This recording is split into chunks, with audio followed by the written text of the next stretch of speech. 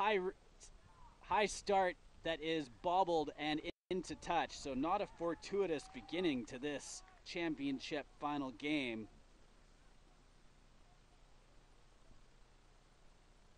With the ball is Fraser Hurst into the hands of Ben Scher.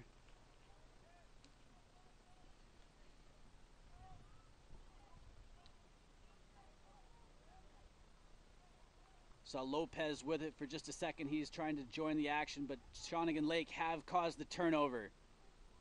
Ball bouncing out of the hands of Finley. Now a counterattack.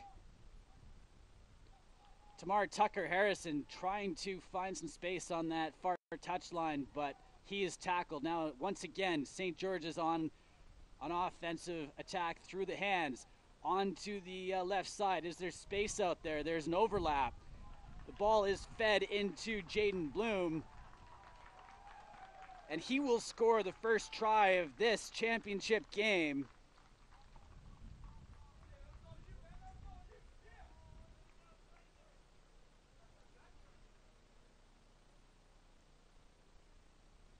Number 6, Jaden Bloom for St. George's, getting things started on the scoreboard. 5-0 for St. George's in the opening 2 minutes of this game. Angled conversion kick, has the distance, has the accuracy, make it 7 for St. George's.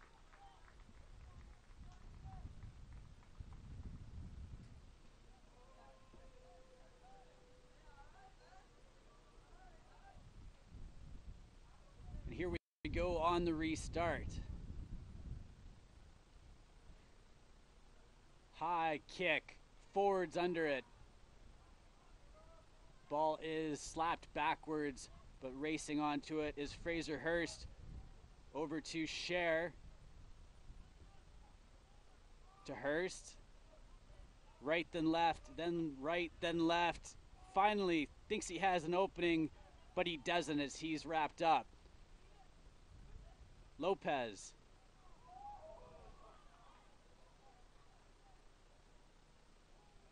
George Barton tackling him. That ball is in the bottom of several big players in there. Barton and Lopez, two of the most physical players that you're going to see in this game. Locking up for the first time in today's match.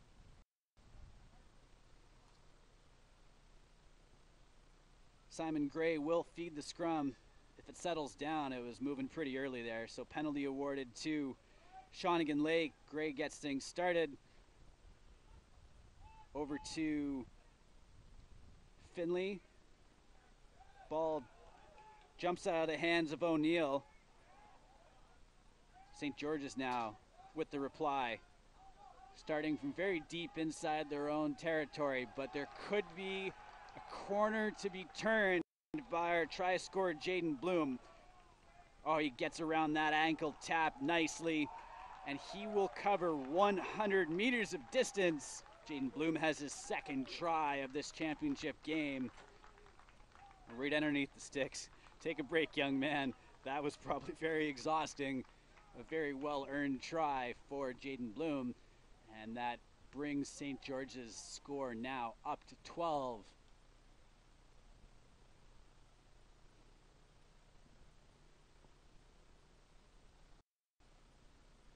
Conversion sails through. 14 for St. George's, 0 for Shawnigan Lake.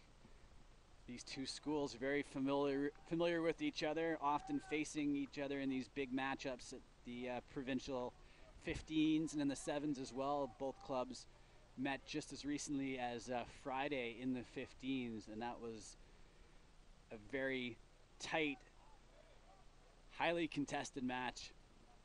This one has been all St. George's so far. And Shawnigan Lake definitely have something to say about that. They haven't seen much of the ball, but they do have it now.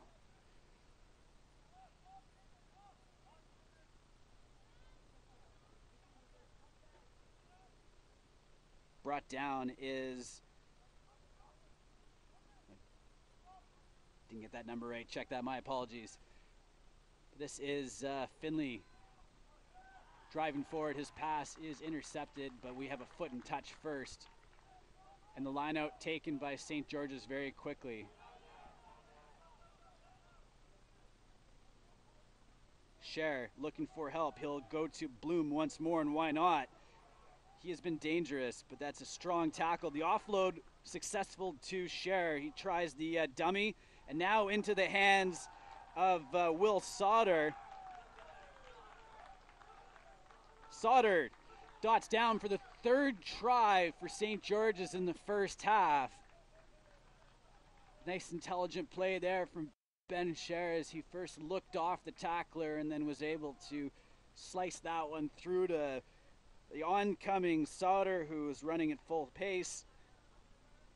And St. George's are at full pace right now. They have 3 tries in their account in the opening 5 minutes of this match.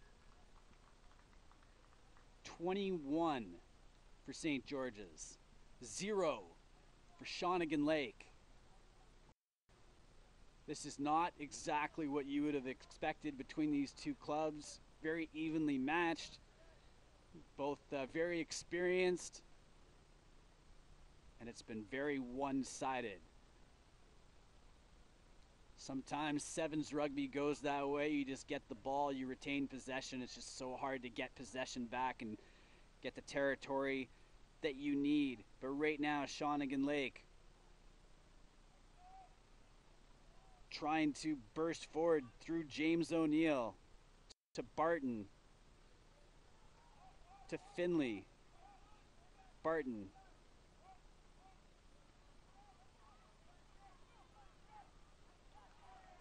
tackled there by Bloom, although he has the ball hacked out of his arms, and we're going to get a foot and touch, I believe, as the touch judge's flag is up, and a line out upcoming for Shawnigan Lake. They are on their own side of the halfway line, just inside of it.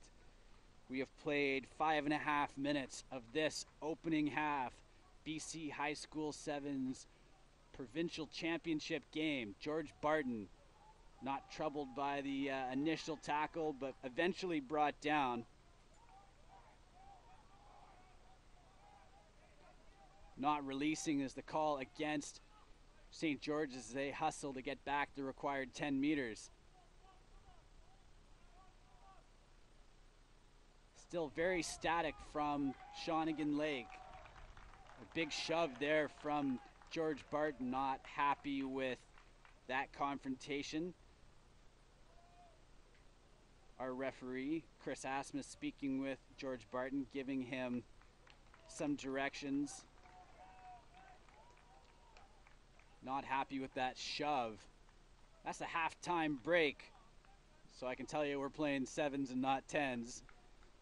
A little bit of a disconnect here from the broadcast team's information on that one, so there's your answer. Well, that means we have 7 more minutes of rugby to look forward to, and that'll be coming up in just a moment. We would like to say a huge thank you to supporting sponsors, presenting sponsors, Avison Young and Thorstenson's, for supporting this great rugby tournament, this great rugby we've seen on display here all weekend at St. George's School.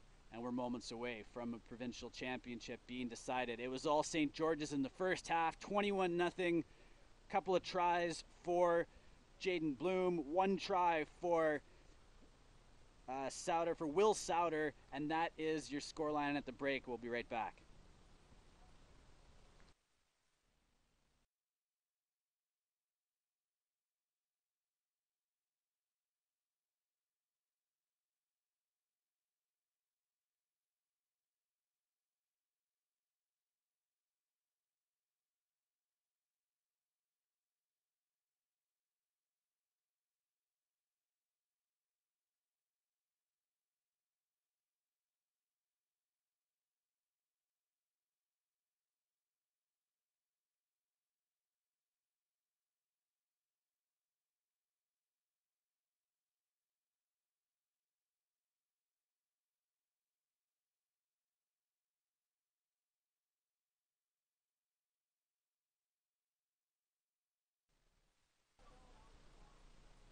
After a very quick break, we have returned for the second half.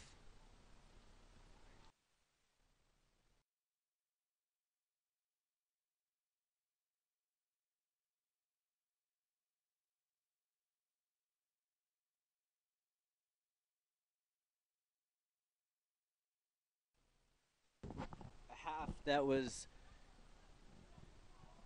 where everything is all to play for. It was all St. George's in the first 7 minutes. Shonigan Lake, though, working hard to try to get their account opened up. Barton crashing towards the line, and he is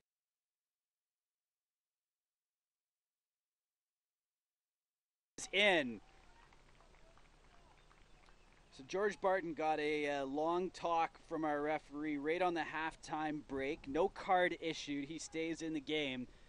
And he also gets across the line to start the second half, just seconds into it. So Shawnigan Lake still have a lot of work left to do, but they at least had the 5 points on the board, and they can now begin their chase. The conversion, however, no good. So only 5 points, the result from that drive from George Barton.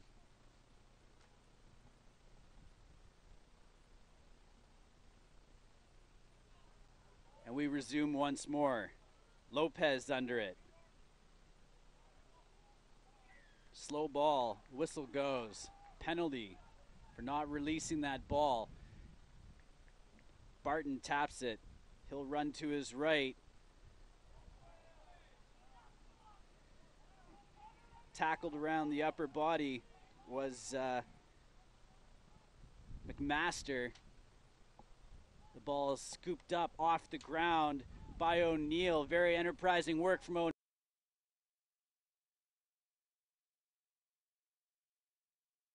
O'Neill as he looks off the defender, looking for an offload. There's no one there.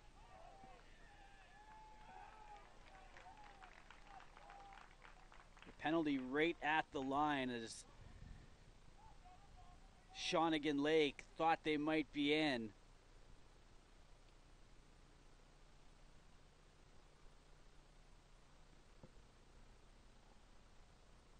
Ben Scher finds touch just barely, just shy of halfway. Very good clearance kick on the penalty from him. And that will mean that Shawnigan Lake will see all that offensive territory gained disappear just as quickly. And they have 5 minutes left to find at least couple of scoring opportunities. They trail by 16, so they will need 3 scores in order to get back, and they don't even have the ball, so plenty of work to do. But step one, get the ball. They've achieved that. McMaster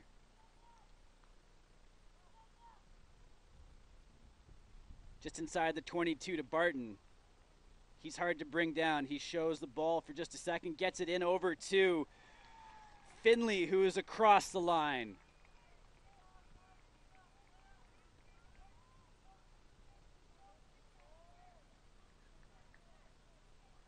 Shawnigan Lake with a good piece of work there to bring the ball forward from that last penalty on halfway. Within 30 seconds, able to turn it into 7 points. And they've looked much better in this second half. They are now on the front foot. They have 12 points. They are 9 points adrift of St. George's. There are 4 minutes remaining in this BC High School Sevens Provincial Championship.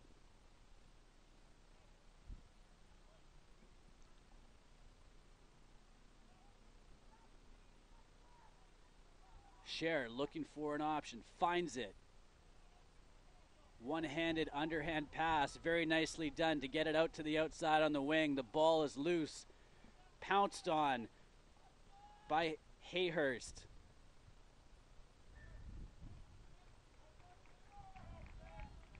A penalty being called. Check that, a knock-on being called. A scrum will result. Ball just on the Shawnigan Lake side of halfway as we hit the 4-minute mark of this second half. 3 minutes to go. 9 points adrift are Shawnigan Lake.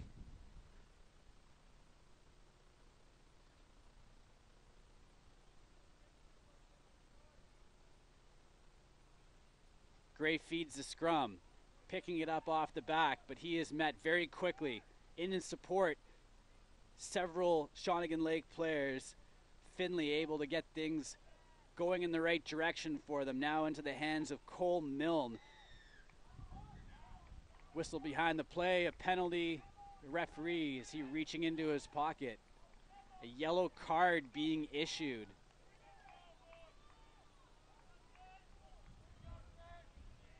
So that will change the dynamic very quickly,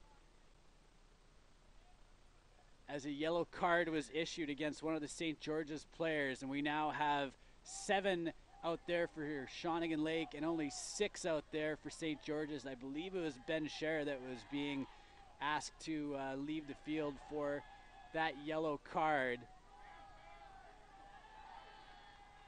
Ball bouncing around loose, no one able to claim it. The penalty though going to St. George's. We have less than 2 minutes to go in this match.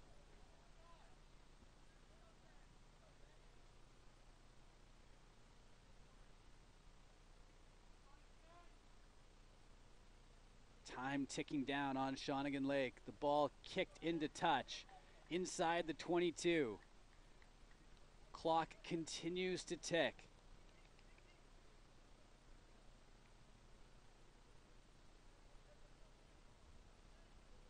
St. George's trying to be very tactical, playing down a man, trying to eat up as much of the clock as they possibly can. Ball tipped away in the lineout. Shawnigan Lake have it. Gray starting out from right underneath his own post to Barton. Oh, over to Hayhurst, who has the ball slipped through his hands. He was looking upfield before he was able to secure that ball. We are into the final minute. Shawnigan Lake needing a couple of scores. They seem desperately far away from it right now, but there's still a little bit of time left on the clock. They do have that extra man right now out there on the field.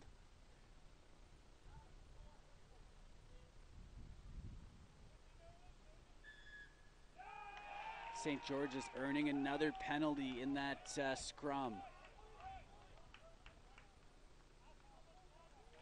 And they will go for post as the referee, Chris Asmus, checks his watch. We are right at that 7-minute mark by my count.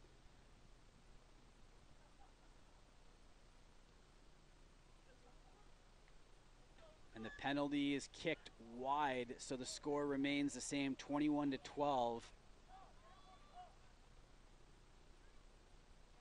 Shawnigan Lake desperately trying to retrieve the ball and bring it back to that 22 for the dropout. Barton goes right up the gut with it, over to Finley. Finley's got space in front of him, but 2 tacklers close in. Is there an offload? No, he chooses to hold on to it. Shawnigan Lake giving away another penalty.